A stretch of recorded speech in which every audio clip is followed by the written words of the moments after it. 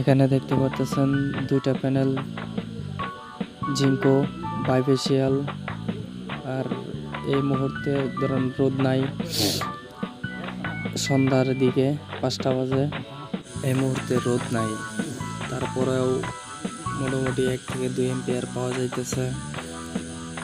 আর একটা প্যানেল আমার নিচে বসানো, একটা প্যানেল একটু উপর করে হালকা বসানো হয়েছে। চলুন দেখা যাক এসি কি চালানো হয়, দেখা যাক। এখানে দেখতে পারতেছেন আমি একটা 3000 দিয়ে ইনভার্টার দিয়ে সব কিছু চালাই।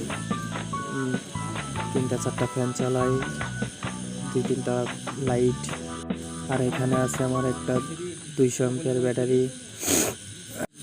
আরও রয়েছে এমপিডিসি একটা কন্ট্রোলার, যেটা এই টোটাল ধরেন 810 ওয়াট প্যানেল, এটা থেকে আমি কন্ট্রোলিং করি। এখানে দেখতে পাচ্ছেন 200 এমপিয়ার একটা ব্যাটারি, যা আমার ডিসি সিস্টেমে ধরেন 2টা ফ্যান চলে। আর এখন আমি মোটামুটি ভালো একটা এম্পিয়ার পাই না, যে কারণে ওয়েদারটা নাই। আর ব্যাটারিটা আমার নিউ। আর এখানে আছে 3000 দিয়ে একটা ইনভার্টার, এটা দিয়ে আমার সব কিছু এসি সিস্টেম চলে।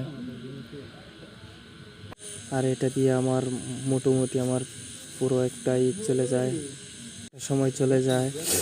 এটা দিয়ে আমি